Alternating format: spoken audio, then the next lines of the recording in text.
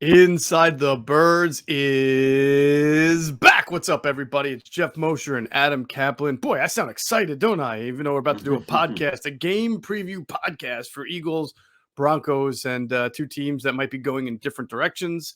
Obviously, the Eagles are, what do we got? 3-6 now after the last loss to the Chargers. The Broncos have won 2 in a row after they went through, I think, a 4-game losing streak. So I think the Broncos have had a very topsy-turvy type of year. They started off with a couple of wins. They lost a bunch in a row. Now they've won 2 in a row, I believe. All streaky. Or maybe it's just one. Yeah, very streaky. 3-0. Yep, 3-0. Right. 0-4, 2-0. So 5-4. Yeah. Wow, it's all streaks. Amazing. Yeah. So the last time I saw them publicly then was that, like on TV, Adam, was their loss. There must have been that Thursday night game against the Broncos where D'Ernest Johnson, ran all over them? Yes. That was the game, right? Yes. Yep. Yeah, I remember that game. So, no, I did catch a little bit of their victory on Sunday over the while I was waiting for the Eagles game to start at the Linc. Saw a little bit of that Broncos Cowboys game, and they really took it to them. So this is a very interesting game, somewhat unpredictable. Two teams with different kinds of strengths, and we'll get into that. I look forward to breaking it down.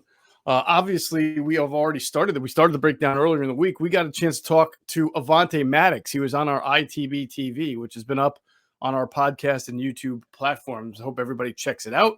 We'll see. I mean, he told us he felt like he was going to be good to go with the knee. So I imagine he'll be out there. The question is, will it be 100%? We'll find out. It's going to have a big role. We know that. So that'll be big on his end. And it was a good interview. A lot of personality, a lot of charisma. Check that out. Q&A. Adam, I don't know if you heard Q&A. I told you it was one of the more educational ones that I've heard in a while. They really talked about, obviously, the defense, right? What they see is wrong with it from a Jonathan Gannon play calling standpoint, and also from what the players themselves are not doing well. And there's a theme. There's an umbrella theme there to just playing with confidence, right? And they feel like if you want to talk about Jonathan Gannon, and we'll get into this when we break it down, but from what we've seen already, they feel like the soft zone stuff that you saw earlier in the year, the way they practiced and the way they went through training camp, preseason games, he set a tone of being soft. And now that he's trying to dial it up and change things, it's not like the switch just flicks and now all of a sudden you're the 85 Bears, right? So, but they did talk about certain third downs, certain blitzes where you'll have a couple of cornerbacks like Darius Slay, will play up, and then other guys are not playing up. And it's like it's on them to set the tone, be aggressive. You know what the play call is. Pressure's coming. Don't give 15 yards of cushion. So there's a lot going on there with the defense that they broke down. They had some really interesting insights on Jalen Hurts. Really kind of a fascinating discussion, Adam, that sort of is an extension of what we were talking about. That it's hard to know exactly what Jalen Hurts is going to be. But they had a good discussion on what they think he is and whether the Eagles are the right type of team to be patient with what he is versus what they want. Their ideology versus his ideology, or their philosophy versus what other people see. And it was really good stuff. Okay, looking forward to hearing that later today. That is my Friday afternoon listen when I don't get to hear it when it drops at 6 a.m. Eastern on Thursdays. And then we got the Andrew DeCecco Fantasy Show. Someone already commented that, because Andrew recommended picking up Rashad Bateman a couple weeks ago when he came back from injury. That was a good call by him. Yeah. So let me tell you, you're trying to figure out was D'Ernest Johnson. He was on D'Ernest Johnson before that game against the Broncos, and that was a big call by him. Yeah. Yeah. And then of course we got the pregame show on Sunday. We had Q's Views, which is always a good segment that you guys tape.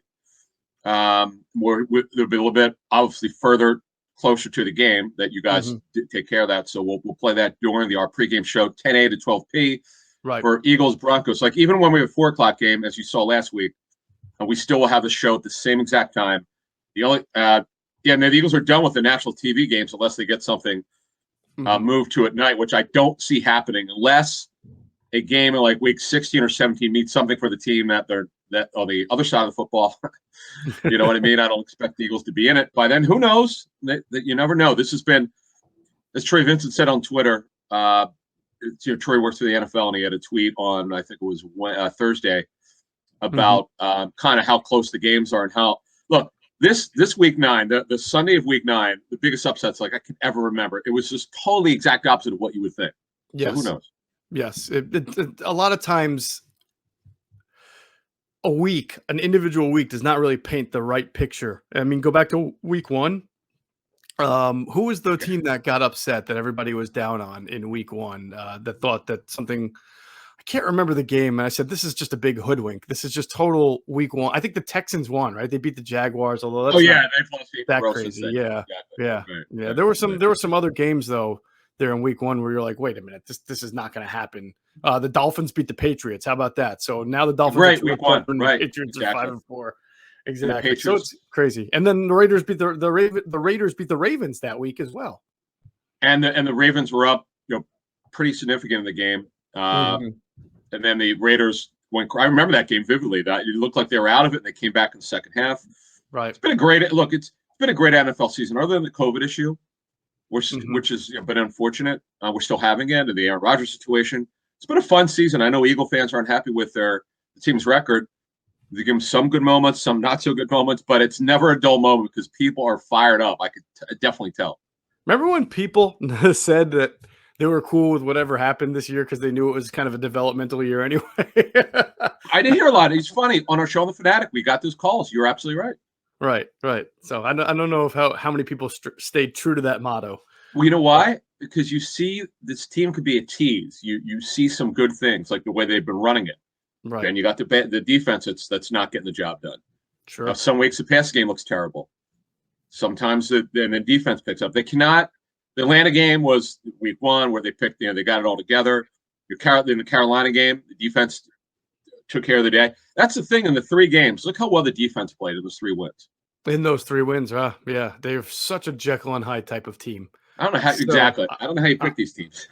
I don't either. They've been difficult for us to pick on a week-to-week basis. Am I still up between on our pregame? Am I still in first place? I don't know. Well, I don't want to give it. I think I was 5-3. No, I changed. We have a new leader. We have a new leader.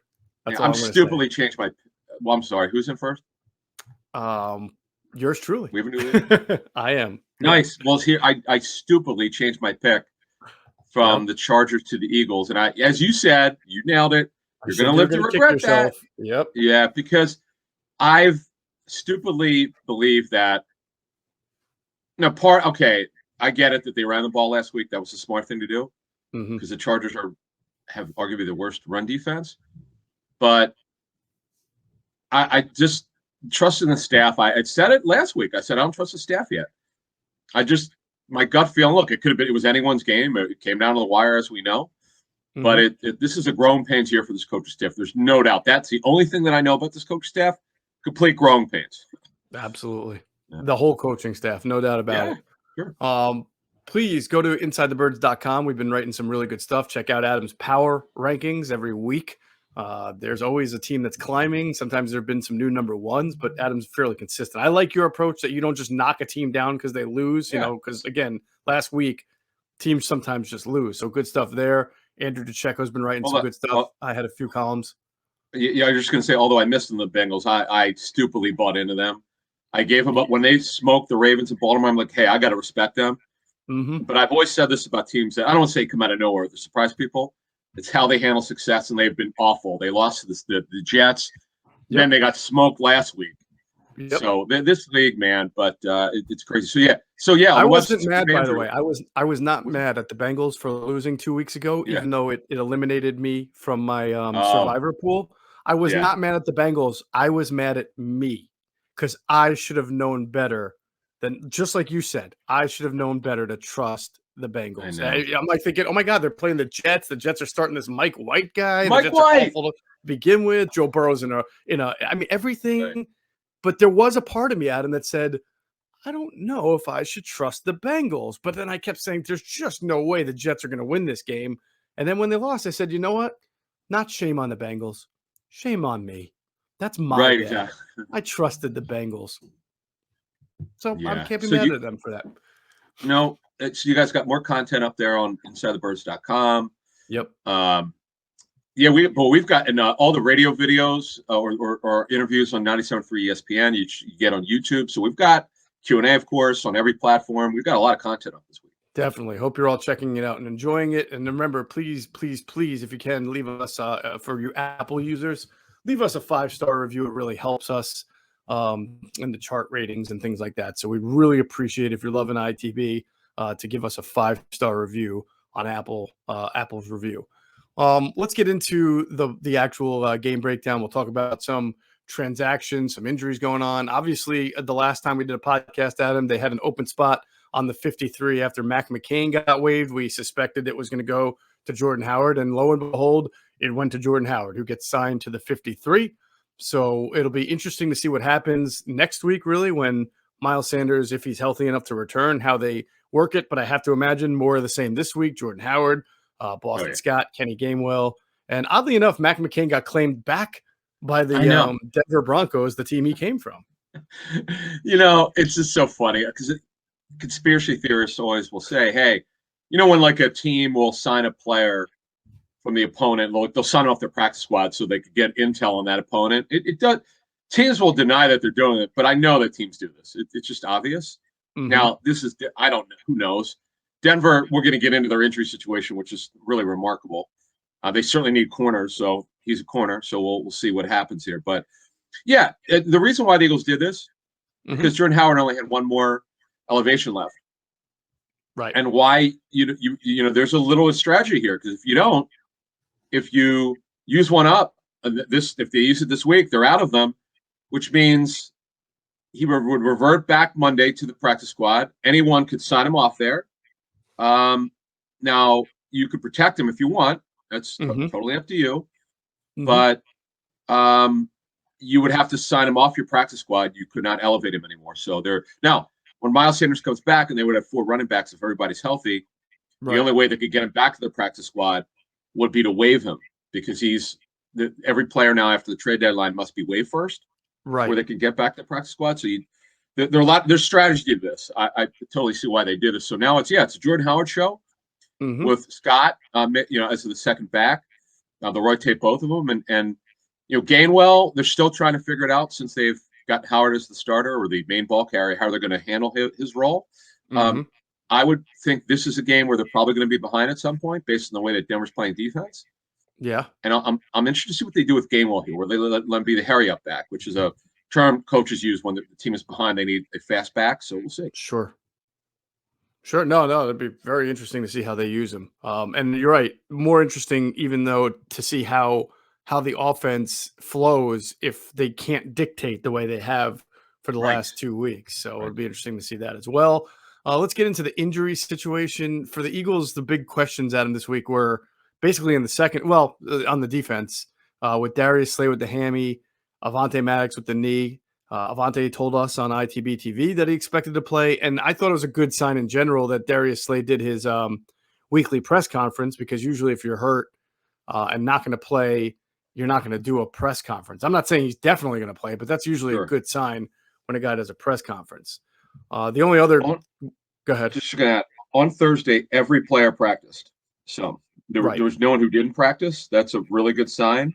That is a good sign. Now, Josh Sweat, was it a full practice? I can't remember. No, if it was no, you won't. Normally, coming off a concussion from a Sunday game, it's next to impossible to get a full practice in on Thursday. He got limited, but that means he's progressing through the protocol, which is the point. Right. So let's hope that he can get cleared after Friday's practice play before they fly on Saturday. That's another thing. Yep. The Eagles blocking receiver, Arthega-Whiteside. That's kind of what he is now. Yes. Here's why it's important, because his role and Tyree Jackson, their roles are sort of similar. Now, although Sirianni hinted passing role could be offered here at some point here, so we'll see, because they played a decent amount of 13 personnel in the last game. So, yeah, look, certain players are getting rested. Someone asked me on Twitter about that. Yeah, this is what's happening now around the league. Guys who are in their 30s, particularly guys who had an injury history or guys who just need it, they'll either not practice Wednesday or they'll practice Wednesday and not practice Thursday. That's just the way it is. So when you see that, it's not alarming. It's just the way it is around the league now. Right. No, it's not alarming. Well, it's not alarming from an injury standpoint, but I know some of the older players have expressed concern about the players nowadays getting so much rest on a Wednesday, which used to be that's your first day of practice. That was kind of a big day of practice leading up to a game. So Other than that, you're right. Nothing major there. Broncos seem to have a lot more, pertinent type of injury issues, including their left tackle, right? Garrett Bowles I think that on either Wednesday or Tuesday, Vic Fangio said he's like 50-50 to play. Yeah, high ankle. Yeah. Yeah, that's rough. Yeah. I mean, that's their starting left tackle, and their right tackle is hurt too, right? Yeah, Bobby Massey's you might remember him from the Bears. Yeah. And the Cardinals. He's also got an ankle injury, but not as bad as Bowles's. Tim Patrick, who's one of my favorite players. He has a knee injury. We got to see what happens today on Friday. And Albert Oku Ebunam is the way you say it. He is really athletic. Mm-hmm. So is Noah Fant. Fant is off the COVID list, but they have a roster exemption. They got to see how he feels. Right. That's the thing about the COVID. We've seen this in the NBA as well. If these guys have been on it, he's been on for over 2 weeks. You got to see how they feel when they come back. It's not a given because of their energy. Players have said in NFL and NBA, if they don't feel right, sometimes they can't go. Right. But man, they're a big switch from 11 to 12 personnel kind of team with Pat Shurmur calling the plays. So, that's a big one because from a personal standpoint, even without KJ Hamler, we'll get to their IR list, which is pretty deep. With the 2 tight ends, with the 3 receivers, Cortland Sutton also is a very gifted player. Has come back very well from his ACL injury. They're deep in pass targets, man. And we're going to get to the running backs when we break the game down. Right. But here's your IR list: KJ Hamler out for the season, ACL. Graham Glasgow with the ankle injury. He just went on IR this week. Formerly the Lions, he's a starting guard. And here's what I was talking about the last show. This is just I've not heard of this before. So both are starting inside linebackers. Not in the same game, but in different games. Both Alexander Johnson and Josie Jewell, cool name. Both suffered torn pectoral muscles. They're out for the season. Boy, that's a common injury this year. The torn. It is, isn't it? Yeah. Biceps and pectoral injuries. And Micah Kaiser, you might remember him from the Rams. He then took over as a starter. He got put on IR with a groin. They have another player who's a linebacker got put on IR, and then Bradley Chubb, who had ankle surgery, is not ready yet. And then 2 things just happened in the last 10 days. Bryce Callahan, their nickel corner, who's had a good rebound year. He missed basically all last season. He got put on IR with a knee injury. And Ojemudia, who they like, who's a sort of an up-and-coming corner, he's off IR, but he's now on the COVID list. So he won't be available this week. So we'll get into the matches, but they don't have a lot of depth left. But you know what? Their defense still really good. Did you say Bobby Ojeda? Did I hear a Bobby Ojeda in there? Yeah, Bobby O. That's the lefty, Michael Ojemudia. My bad, Michael Ojemudia. All right, I thought we were talking about 80s pitchers. Bobby Ojeda. Yeah. Bobby Ojeda. Yeah, no, you were right. My eyes fell out of my head the other day when you had said that the defense for the Broncos was down like 4 or 5 inside linebackers, and sure enough, they really are. And of course, they trade Von Miller. And there's no and Bradley Chubb is out with ankle surgery. You almost ask yourself, who's going to rush the passer for them? But apparently they've been playing without these guys. They played without these guys last week, right? And they did well. So they crushed Dallas. They were up 30-0, and they put up cosmetic points, which is the term that coaches use when you're getting smoked and the score makes it look much better than the game was. The Broncos, they just took the pedal off the metal. But look, Stephen Weatherly, you might remember him as a defensive end for the Vikings. For the Vikings, George Payton had him in, who's their GM, the Broncos. He had him in Minnesota, so he brought him here. Yeah. Kenny Young, I mentioned the last year they traded for him. He's inside linebacker. They got him from the Rams. And Baron Browning was not supposed to play this season. He's having to start an inside linebacker who's a draftee, and he's just got thrown in there. Jonathan Cooper, who's a 7th rounder, got thrown in there. All these young players are having to play because they just don't have anybody else. And as you said, they destroyed the Cowboys' offense. It was almost hard to believe. So is the belly going to play today on Sunday? Yes. The belly is going to play. Yeah. Quinn Meinerz, he was the guy who showed up. Did he opt out last year at Wisconsin Whitewater? I think he did opt out. Yeah, that was the big thing. He not only did he play at Wisconsin Whitewater, but he was an opt out. And then they tried him at center at the Senior Bowl, and they were shocked how good he looked. Right? That was it. That's exact. It got him from being a late round pick to I think a 3rd round pick Amazing story. And what Geoff's talking about, you see all these shirts, like the Broncos social media team loves these pictures of him because he's got a beer gut. Yeah, he's an offensive lineman from Wisconsin. Right, he loves wearing these half jerseys. Right, it's so fun. Yeah, his belly is made of cheese and beer. I mean, that's all that's in there. It's Wisconsin. Hey, Cushionberry's good. Dalton Reisner. We don't, and the Calvin Anderson kid had to play left tackle because of the Bulls' high ankle sprain. There are some matchups that could favor the Eagles, but as we know, it doesn't seem to matter anymore. Yeah, I felt like we said that about the Chargers and the right side of their offensive line last Right, week. exactly. That's what I mean. Exactly what I meant. They didn't take advantage of it. Really disappointing again in last week. But yeah, definitely. All right, there's a couple of things we're going to get into. First, as we always tell you, if you want to get an advantage over your sportsbook, download BetQL. It's the only app you'll need to make smart bets. They've got a best bet computer model that scans over 350,000 unique bets a year to give you a best bet recommendation for every game, all major sports, and gives you the reason why you should make the bet. Their model covers spreads, over-unders, player prop bets, you name it, they got it. They also will be your best friend if you just want to do the research and you don't want their model, because they've got everything from sharp data to line movement, team summaries, lineup and injury breaking news, even the leaderboards to track your success. So head to the App Store or Google Play Store now to download BetQL. You can also go to the website try.betql.co/ITB and enter the promo code ITB to get 25% off at your payment checkout for a subscription offering. And then you can get their sportsbook offers page if you live in one of the eligible states to claim free offers upon signing up at one of the many sportsbooks listed. So don't miss out on the chance to beat your sportsbook this football season using BetQL. All right, Adam, before we break down the game, there's something that we really have to talk about because it's very pertinent and has really nothing to do with X and O's. Okay. And that's the altitude change. That is a real thing. You know, it's not something that's kind of like talked about just every time you play in Denver. You got to mention that it's mile high. Talk to, Quentin Michael talked about it, and he'll add more on the pregame show on Sunday. He played there as a college player and as a pro. And teams that don't play in Denver a lot, like the Eagles, who've only played the Broncos 13 times in general in their history of their franchise, it's tough. I mean, it's a major, major adjustment. And I don't think it's just coincidence that the last 3 times the Eagles have played in Denver, they've gotten the doors blown off them. And because some of those teams are good Eagles teams, they just lost.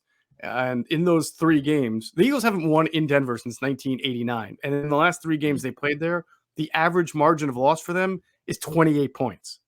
Ooh. Yeah. And again, these are 3 different teams. It's not like it's the same bad team playing over. We're talking about had the years that they played. I remember 2005, before things fell apart with T.O., they were scoring a lot of points and doing well. And then I think that the whole T.O. fiasco with Next Question and everything started a week later after that. But they lost 49-21 that day. Got smoked. Yeah, they got smoked.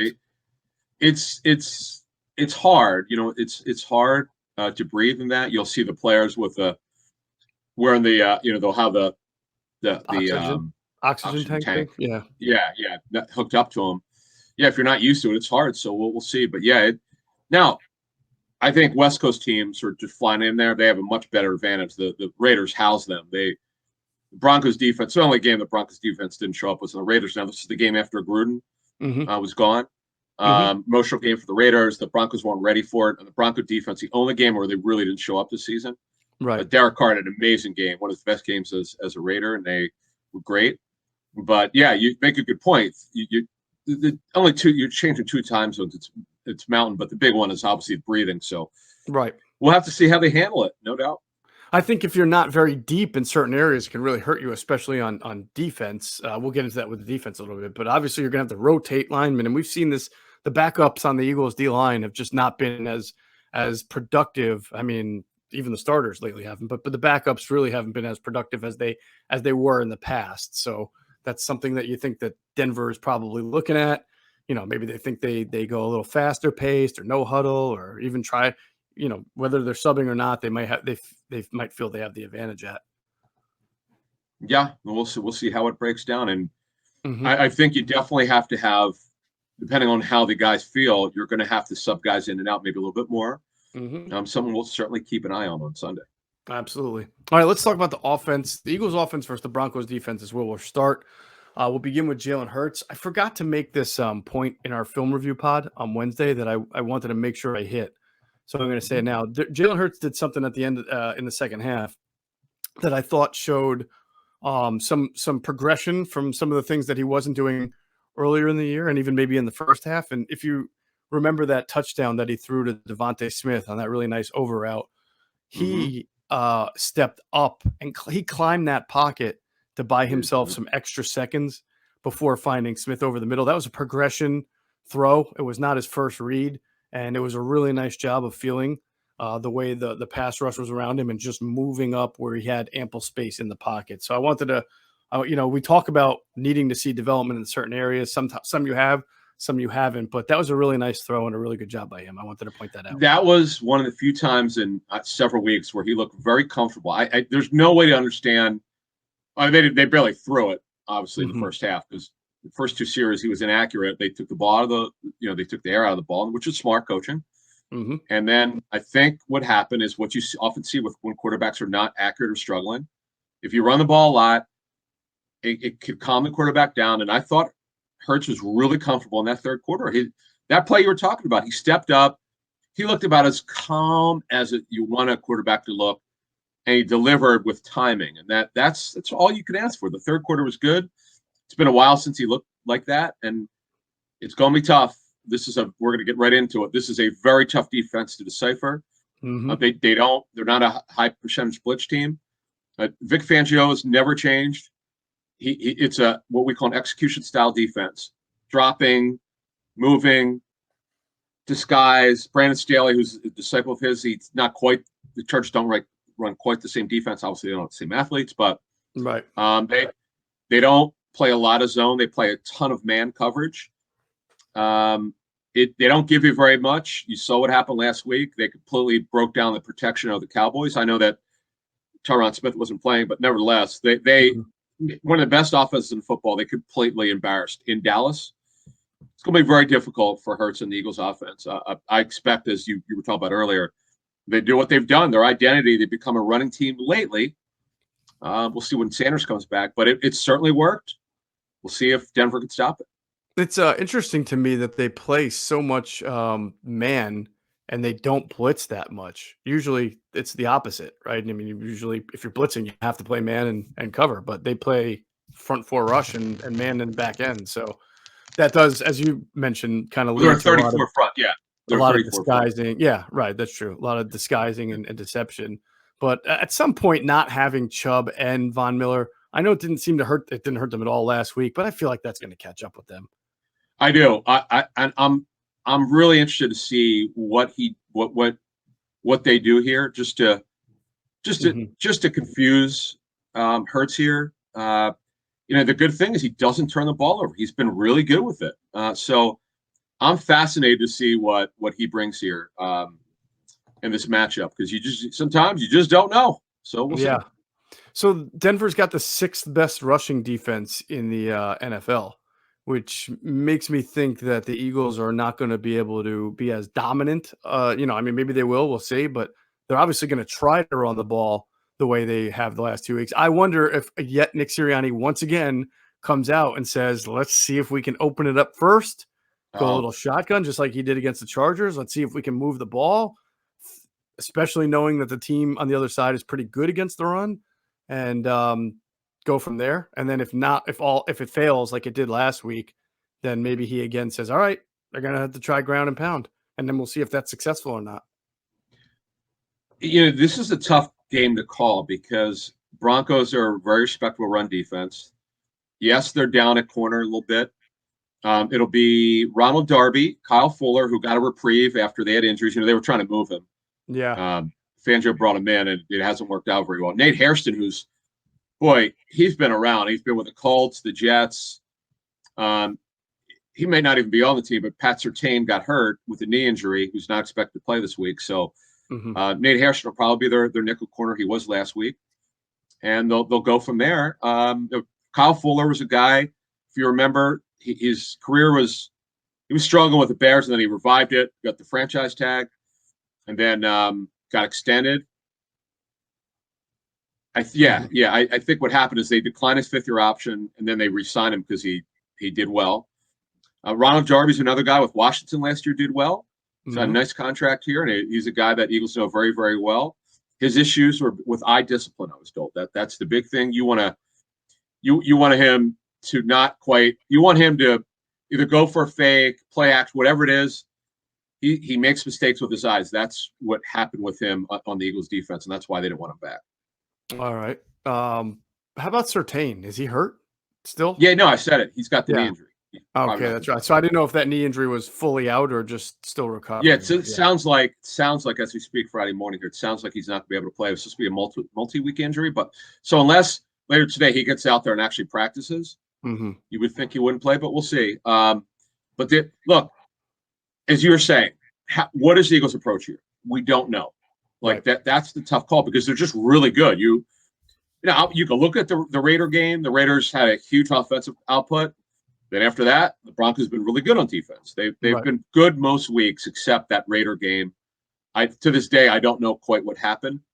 But as you mentioned earlier, Dearness Johnson did run well against them, so that's encouraging. So they've got 2 really good safeties. So it kind of makes you. We talk about Dallas Goedert and he can do every week, but you have to imagine with Kareem Jackson and Justin Simmons that, especially if they play a lot of man, that this is either going to be a game where we figure Dallas Goedert just had a rough matchup, or he's going to emerge into a superstar in front of our eyes and own these guys. I have no idea. I mean, there'll be opportunities to throw him the ball because it's man coverage, and you don't have to worry about maybe per se throwing the ball into traffic. Although with the disguise, who knows what he's going to do? I mean, you can play man with zone under, and Fangio does so many different things. It's hard to decipher it all watching TV. But in general, we saw last week, it was Devontae Smith, it was Dallas Goedert, and there weren't too many throws left for anybody else. And I have to think that if they want to run the ball, and the throws are scant again, that the guys who are going to monster the targets are going to be Devontae Smith and Dallas Goedert. Got to move them. Yeah, absolutely. I would get them moving. I would get them on the run. Yeah, like they did in the 3rd quarter when they got Devontae Smith moving. So I thought that was really good. When you look at the Denver defensive front, sometimes you scratch your head. Like a lot of no-name guys. Shelby Harris is very underrated. He's been around a lot. I remember him with the Raiders many years ago. Yeah, he's a good player. Yeah, he's a guy that not a lot of people talk about or a lot of people know about, but he does a good job. They're going to get Mike Purcell back with some injury. He's a journeyman D tackle, was good against the run. Malik Reed has had a hip injury. He's their outside linebacker. They need to get him. He's got a chance to play this week. So this Jonathan Cooper is a 7th-round pick who's could rush out of Ohio State. Yeah, he's getting some run. They're having to play these. And we mentioned Kenny Young having to play, came over from the Rams, so that we'll see. I mean, they're going to go with the same guys, so you kind of know what you're getting. We'll see if Sirianni can get some points. They're one of the top teams of giving up the least amount of points. They don't give up a lot of points. They just don't. And Browning has been playing lately. You said he's been playing better. He's another. Yeah, no, he got thrown in there. He was going to be their 5th inside linebacker this season. Now he's starting because they just don't have anybody else. Yeah, you got to throw the ball on him. He's like every Ohio State linebacker. They can stop the run. They can go out there. But if you spread him out and try to throw the ball on him, you can probably make a few plays here and there. Ohio State defensive backs, no, you can't throw the ball on those guys. Ohio State linebackers, yeah, you could probably. They're all big, big dudes, right? They just run and go downhill and play that smash mouth ball that you still see in the Big Ten and really nowhere else. So maybe there'll be some opportunities to throw the ball around him. I know we got some Ohio State fans too who hit us up on the chat board and on Facebook and YouTube. So I threw that out there on purpose to get some people riled up. I know someone's going to throw someone in my face. What about this guy from Ohio State? He's great in coverage. All right, fine, whatever. Most of the guys play downhill. They have another inside linebacker. This is the other guy, the 5th guy. Justin Stranad. He's on the COVID list. He's number 40. So they really don't have anybody else. Wow. So they can't afford anyone else to get hurt. They'll have some guys in the practice squad they could call up for the game. Mm-hmm. And then you mentioned Kareem Jackson, the former corner for the Texans who moved to safety with the Broncos. Been a great story, still playing. Yeah. Sims is really tall, good football player. The kid Stearns is number 30. He was a 5th-round safety. He plays when they go to dime. He's got good size. So Fangio's a master. It's just he comes out, he plays a certain way, he doesn't change. You know he's going to drop guys. They're very disciplined. He coaches very hard.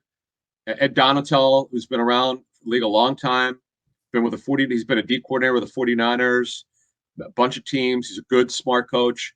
They're just really coached well, and it's going to be hard. It's going to be hard to score in this game. All right. That is the Eagles offense versus the Broncos defense. We will do Eagles defense now because we are contractually obligated to against the Broncos offense. First, we want to let you know, football fans, who's ready to score some free bets? You, Adam? You ready to score some free bets? Always, sure. All right. Well, now you can when you bet on any NFL team this week with DraftKings Sportsbook, an official sports betting partner of the NFL. New customers who bet just $1 on either team to score can win $100 in free bets. So when a team scores, you score. DraftKings Sportsbook customers can also get skin in the game with new same-game parlays. You combine multiple bets from the same game for a bigger payout. The more legs you add, the more money you can win. DraftKings is safe, secure, and reliable. Best of all, you can deposit and withdraw your cash whenever you want. So download the DraftKings Sportsbook app now. Use promo code ITB. Bet just $1 on either team to score, and you win $100 in free bets. The team scores, you score with promo code ITB this week at DraftKings Sportsbook, an official sports betting partner of the NFL. Got to be 21 or older. Pennsylvania only. New customers only. Restrictions apply in partnership with Meadows Racetrack and Casino. See DraftKings.com/sportsbook for details. Gambling promo code 100Gambler. That was pretty good there. I did that like speed reading thing. I know you feel like a commercial. Yeah, I felt like the Micro Machines guy, right? I'll tell you what, DraftKings is giving. They have some great giveaways. I mean, they're really making it easy for you to sign up there. Absolutely. So get it done. Please get it done, and please use that promo code ITB. Take advantage. Membership has its privileges, so I'm told. All right, let's talk about this Broncos offense versus the Eagles defense. I don't know how many people know this, and Adam, I don't even know if you know this, but do you know Teddy Bridgewater is one of the most accurate quarterbacks of all time in the history of the sport? Like, history of the sport. Yeah, There's four quarterbacks in the NFL history who have a higher career completion percentage than his 67.03. That's pretty amazing. He's a very careful passer. He doesn't turn the ball over very much. Right. The Panthers did not want him because he was too careful. It's weird. Like, maybe it's because the talent's better. They are taking more shots downfield because their receiver core is better. There's no doubt. They're deeper in pass targets. I understand that. But he's a careful passer. Sometimes you go, man, drive the football, man. It bothered the Panthers, and they had enough. In fact, it bothered them so much they're willing to take some of his salary, pay some of it just to move him. Right. So yeah, but you know what? They're hanging in there. They as we said, they got a very good defense. They're loaded. The running backs we're going to talk about in a second. I mean, this is it. When it's funny, we talk so well about the Broncos. You would think like they'd have a great record. They don't. The offense is somewhat underachieved. Some weeks you scratch your head like, what is wrong with their offense? But man, they're talented. It's funny how some quarterbacks just fit the identity that certain coaches look for. Like Matt Rule is a younger coach, right? Younger than Vic Fangio, I believe. And he was in a lot younger. He came from the Big 12 there at Baylor, where everybody just throws the ball around. Nobody plays defense, right? So he's here in the NFL now, and he wants to throw the ball around. And clearly Sam Darnold is way more willing to put the ball down the field. Now, a lot of those times the ball's going to wind up in the wrong guy's hands, but he more personifies that kind of open offense that you would like to theoretically do. He doesn't diagnose very well. But Teddy Bridgewater, you could see why Vic Fangio, who is more of that old school, let's build a great defense, let's build a great running game, give me a quarterback who will complete a bunch of dink and dunks and not give the ball back to the opponent, and I'll win with that, right? I agree. No, you got it right there. Yeah. Right. And George Payton, who's their GM, was with him in Minnesota when George was the assistant GM. But actually, Matt Rule wants more running. He actually is pretty clear. He's with Darnold to take the air out of the ball. And unfortunately, Darnold got hurt. After he's seen Sam Darnold throw the ball to the other team, though? Probably. They had trouble scoring. But Teddy's a careful passer. We just outlined earlier who their pass targets are. But I'll tell you what, the only time they really throw it a lot is when they get behind a decent amount. He's only thrown the ball just over 31 times per game, which today's NFL is actually low. what you're going to see at running back. Melvin Gordon's interesting. The guy, if you remember him coming out of Wisconsin, was super explosive. Yeah. He had microfracture surgery, and slowly but surely he's been more of a grinder, an inside runner, gets to the second level. He's had a couple big plays this season, but he's more of a short area guy. And then Javonte Williams comes in, the rookie, the second round in North Carolina, who will replace Gordon next year. He's super explosive. They average 4.5 yards per carry. Vic Fangio wants the run game. He does.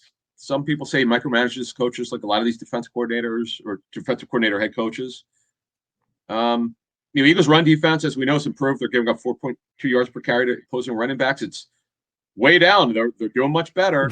They are. There's a reason. This is a real test, though. To me, this is right. This is like okay. Right, exactly. So we'll see. Javonte Williams is leading the NFL in forced missed tackles, which I did not realize until I saw that stat. I think that's pretty interesting. Rookie running back, whatever it is, offensive rookie of the week for week 9. He's been great. They've got a 1-2 punch. Yep. Again, we're speaking glowingly about the talent level of this team. They should be better in 5 and 4. They go a lot of 11, a lot of 12 with those receivers, Judy, who's back from his high ankle sprain, Sutton, and Tim Patrick, who's going to get paid as a free agent. He's going to do real well. And then we'll see if Fan plays, see how he feels. And Albert O is back, though he's limited this week with that knee. He was out for several weeks. Then Eric Saubert is their blocking tight end. He's been with a bunch of teams. He only comes in to block. They'll never throw it to him. It would be like the over-under for him for Vegas should be 0.25 catches, because I'm telling you, the guy just don't throw it to him. Well, the Eagles probably thought that about the who's the third string tight end that caught all those passes for the Chargers last week. The Tim Stevenson. Oh my God, Donald Parham. No, the other one. It was Parham. It was Cook, and then who's the third guy? It was the tech. He was a journeyman. Why can't I think? It's Andrewson or something like that. Come on. Oh, Steven Anderson. Yeah. He was pretty athletic. Yeah, Art Saubert is not athletic. Yeah, I know. I'm just messing around. I'm just saying how every time. I know. Eagles love some guy you've never heard of is good to score. Isn't that the worst? Like for fantasy, right? your tight ends. Well, you're watching the game. The tight ends. You go, wait a minute. It's 87. Who the hell's that guy? Yeah. Anyway. You should put some money down on like Kendall Hinton or I'm trying to think of somebody else who might catch it. Michael. Do you remember his claim to fame? Hinton? That name sounds familiar. Was he with the 49ers at one point?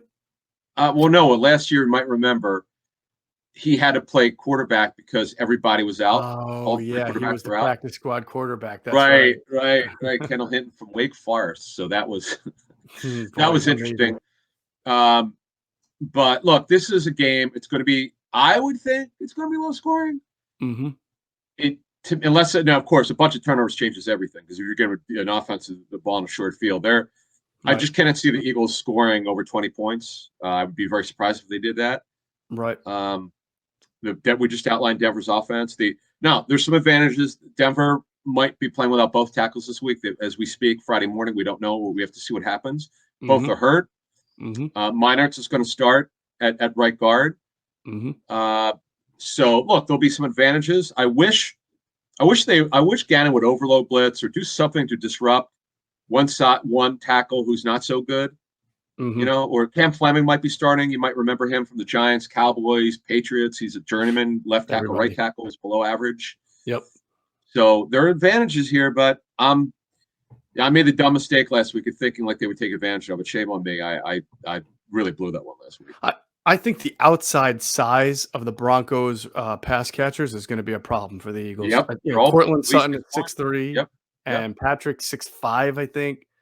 And to be honest with you, I think just the way the Eagles have defended the interior so poorly, you saw it with Keenan Allen last week. He goes over 100, and Jerry Jeudy is 10 times the twitchier athlete than Keenan Allen is. I think this is going to be, when you factor in Bridgewater's accuracy, and he's not going to put the ball in too much harm's way.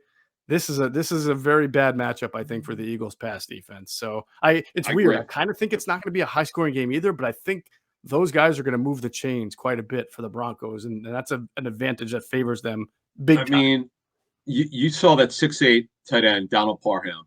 And I talked about it in our pregame show. So watch out for this guy. He's a red zone beast. And You saw what he and Steven Anderson did. You're right. I think you set up very well. They're going to be in trouble. If I'm Shermer, I'm going with more Levin. I'm spreading them out. The Eagles, as we learned last week, they don't have anyone really could play outside. If one of the starters, Nelson or Slay, gets hurt, they got a problem. And Maddox is playing with a knee injury. I know he told us he was just going to rehab it all week, and he got out there on Thursday, which is good. But man, I think it sounds like you, and we'll see what our picks are in a minute here. But you and I seem to be in agreement on this one. Yep. Anything else? Oh, and by the way, if Noah Fant, we mentioned coming off the COVID list, and they have to see what he's available. If I were his coaches and medical staff, and I felt like he's good enough to play, but you were worried about endurance and holding up, if you play him 25% of the snaps, you still might get 5 catches out of him against this defense in the red zone. Red zone, anything. Yeah, no, there's a lot of bad matchups here. Yeah. What's that? Yeah, there's just a lot of not great matchups for the Eagles. I agree. Yeah. We'll have more on this on Sunday's show. We'll have a little bit more than matchups from a couple people we're going to speak to over the weekend, just to get a little bit more intel in Denver. Right. But this is as talented as a team, even with all Denver's injuries on defense. They're still talented. They actually blitz a little bit more. I'm mistaken. They blitz a little bit more than usual. Their blitz percentage is in top 10, just over 32%. It's not like they're super blitz happy, but they're blitzing a little bit more than they normally would. I'm guessing that's because Chubb has been out and because Miller gets traded. Yes, so you got to figure out a way. That's exactly what I was going to say. That's exactly why. I bet you to start the season they weren't blitzing as much, but the coaches this is going to be a coach's game here. You got to help out. You got to help your guys out here. That will be my pledge to them: is coach them up. You see what they do on both sides of the football. You know who Vic Fangio is. He never changes. He does the same thing with the skies. They're very disciplined. You're going to have trouble scoring, and defensively, you have some advantages. You got to take advantage of it. And I can't wait to hear the Q&A show and then talk to Yvonne on Sunday for a show and Cosell about how you would attack this Denver offensive line and their talent on offense, because it's going to be a difficult challenge. No doubt it will be. All right, we're going to pause real quick and remind you to check out our friends at phlsportsnation.com, enhancing the fans' experience, their coverage of Philadelphia's sports teams. Check them out at phlsportsnation.com or on Twitter at phlsportsnation. For the fan, by the fan. That's their motto. And, of course, we'll hear from our other great sponsors, including our friends at Sky Motor Cars. And if you ever head out there to Sky Motor Cars out there in Westchester, PA, not only will you get the best deal on a automobile that you're looking to buy or trade in, but you may get an awesome jacket like the one Adam has that has the Sky Motor pullover. Yeah, that has the Sky Motor Cars patch on it. Just look out for Brett's shoulder, right? Yeah. Go to Brett's shoulder and tell him Adam and Geoff sent you. Yes, if you see Brett or anyone, just tell them you heard about us. You heard about Sky Motor Cars on ITB, and check out their website and go to dealerrater.com. I've been through their rate. It's unbelievable. They just give great customer service. Probably the best customer service reviews I've ever seen for cars. It's really remarkable, and obviously they put a premium on customer service, so check them out. Awesome. All right, let's get into our predictions. I will start off with, first of all, the line was moving quite a bit for this game. And I believe Denver for the last 24 to 48 hours has been a 2.5 point favorite. I'm going to check it out one more time on the old DraftKings app. Denver was a 2.5 point favorite last time I checked, unless that's only. Yep. They are still just a 2.5 point favorite. And Adam, they think like us, a low scoring game. 45.5 is the over under number. Hang on a second. This just makes no sense to me. How could it was like that Raider line when I said it's ridiculous that it's. Yeah, I'm very leery of this line. I mean, I get that Vegas is not being reactionary to the Dallas win, and that the Eagles did technically play better than they have when they played the Chargers, but I don't get it. Yeah, I love Denver in this game. Wow, I'm not a gambler, but man, I just can't imagine what they're just ignoring.